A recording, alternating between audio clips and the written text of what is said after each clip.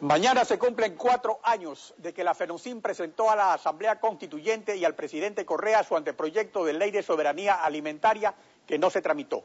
Luego, en el 2009, en disposición transitoria de la Ley Orgánica de Soberanía Alimentaria, se establece que la Conferencia Pluricultural de Soberanía Alimentaria debe presentar un anteproyecto al Ejecutivo. Después, en el 2011, el 12 de octubre, la Red Agraria Nacional, formada por la FENOCIN, la Coordinadora Nacional Campesina Eloy Alfaro, la Corporación de Montubios del Litoral y la Conferencia de Soberanía Alimentaria, entregó al presidente de la Asamblea el borrador del proyecto de ley de tierras y territorios, que justamente el pasado martes se presentó como un proyecto de ley de iniciativa ciudadana, con el respaldo de más de 41.000 firmas. Está con nosotros el señor Romelio Gualán, presidente de la Coordinadora Nacional Campesina Eloy Alfaro. Muy buenos días, bienvenido a Contacto Directo. Sí, buenos días, pueblo ecuatoriano. Bueno, precisamente nosotros a nivel de la Red Agraria y las organizaciones nacionales hemos trazado nuestra propia hoja de ruta que se denominaba la Ruta por la Soberanía Alimentaria. En ese sentido, nosotros hemos sido claros en donde después, luego de haber discutido, de haber trabajado conjuntamente con la COPISA, con la Conferencia Plurinacional Intercultural de Soberanía Alimentaria, hemos iniciado, ¿no es cierto?, nuestro propio espacio porque han sido trabajado con las organizaciones de que acogernos al artículo 103, como dice la Constitución Política del Estado, y precisamente acogernos el mandato ciudadano, donde habíamos recolectado las 41.000 firmas y precisamente entregar a la Asamblea Nacional para su trámite respectivo. Señor Gualán, ahora, en la historia, justamente la ventaja de presentar un proyecto de iniciativa ciudadana radica en que ya no es un anteproyecto que pasa al Ejecutivo primero. Y según el artículo 66 de la Ley Orgánica de la Función Legislativa, la Asamblea tiene 180 días para tramitarlo, pero también exige la Asamblea que se verifiquen las firmas en el Consejo Nacional Electoral. Entonces, al respecto, ¿cuánto tiempo se demorará el Consejo Electoral para verificar las firmas y cuándo esperan ustedes que la Asamblea empiece a tramitar el proyecto? Bueno, nosotros luego de haber entregado dentro de la Asamblea Nacional, el presidente de la Asamblea Nacional tiene sus 3 días para poder notificar hacia el Consejo Nacional Electoral para su preciso revisión de las firmas si son verdaderamente recogidas y constan en el padrón electoral. Creo que en el transcurso de eso nosotros habíamos ya visitado al Consejo Nacional Electoral y habíamos expresado de que es urgente, por primera vez en la historia del país, luego de tanta lucha de compañeros, compañeras en las calles, ¿no es cierto?, de una exigencia de la tierra, de una exigencia de la soberanía alimentaria, las mejores condiciones de vida en la salud, el summa causa y que hoy precisamente aparece y ya es reconocido en la Constitución, queremos que eso se concrete. De manera que hoy está en manos de la Asamblea Nacional y el Consejo Nacional Electoral. Para en que ese sentido, lo que...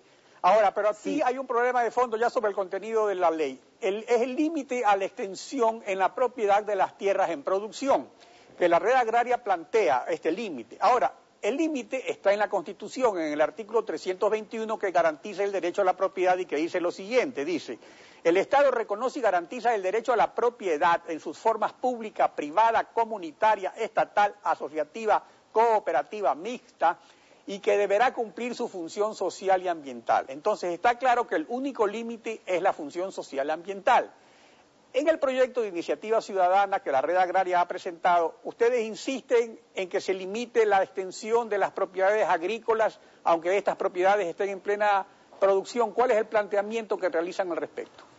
A ver, primero lo que vamos nosotros desarrollando, ¿no es cierto?, como se viene discutiendo la deuda agraria que debe al pueblo ecuatoriano por lado del Ejecutivo, nosotros lo que primerito hemos partido de las tierras estatales, ¿no es cierto?, las tierras que están incautadas de la AGD, las tierras que están del Estado, ¿no es cierto?, INIAP, todas esas instancias primero deberían ser redistribuidas. Vamos al segundo paso. En un segundo momento lo que nosotros planteamos es que precisamente las tierras que no cumplen la función social y ambiental, obviamente tienen que estar redistribuidos para que no estén esas tierras ociosas y sean entregados a los pequeños, medianos agricultores, ¿no? Y para eso lo que nosotros planteamos, el Fondo Nacional de Tierras que precisamente es un actor en donde se debe tener una normativa para poder acceder a comprar esas tierras. Obviamente hay que estar claros, se conformará una comisión para poder evaluar esas tierras, ¿no es cierto?, que puedan garantizar y se pueda hacer una compra, y con eso, digamos, se puede tener el derecho a la tierra a toda la población ecuatoriana. Ahora, pero lo importante es, ¿se respeta o no la tierra en producción? Porque esa es la preocupación que hay de otros sectores, de que se quiere establecer un límite en la costa, un límite en la sierra, y se diga máximo hasta tantas hectáreas se puede tener la propiedad privada de una tierra aunque esté en producción. Usted, o sea, la propuesta de ustedes solo sobre las tierras ociosas o también incluye las tierras productivas en algún momento. A ver, hay que entender, nada está en piedra, por eso lo que estamos llamando a debatir en estos precisos momentos. Lo que sí las organizaciones hemos dicho, de que 500 hectáreas en la costa es el máximo latifundio, ¿no es cierto? Y creo que esos son elementos que ponemos en consideración en el seno de la Asamblea Nacional, las cámaras de agricultura o sectores que están discutiendo en este tema, ¿no es cierto?, poder sentar a discutir con las organizaciones. No es lo mismo decir que las organizaciones no hayamos tenido una propuesta. Sin duda, con esta propuesta estamos demostrando al pueblo ecuatoriano que las organizaciones tenemos agenda, tenemos propuesta, y que en este momento estamos llamando a debatir, a tener una ley. Por primera vez en la historia del país y en América Latina estamos dando un reto, una respuesta sobre la tenencia de la tierra aquí en el pueblo ecuatoriano. Ya, de esa manera queda clara la posición de ustedes como un punto de debate con los otros sectores. Ahora, otro punto conflictivo es la demanda de que no haya acuerdos comerciales ni con la Unión Europea ni con Estados Unidos, que son los más grandes compradores de productos agrícolas en el planeta. Entonces, esto eventualmente causaría perjuicio a todos los agricultores, grandes y pequeños. Por ejemplo, el banano, que es el producto que más se exporta, son más de 6.000 productores, la mayoría pequeños, pues de las 230.000 hectáreas que hay, solo el 10% tiene más de 100 hectáreas, el 90% está en manos de pequeños productores. Entonces, en este sentido, ¿cuál es la posición de ustedes? ¿Se oponen radicalmente a acuerdos que abran los mercados internacionales para los productos agrícolas? ¿No consideran ustedes que esto puede traer un perjuicio para todos los productores, incluso para los pequeños? Mira, digamos, ahí hay dos elementos que parece que estamos mirando de dos polos distintos.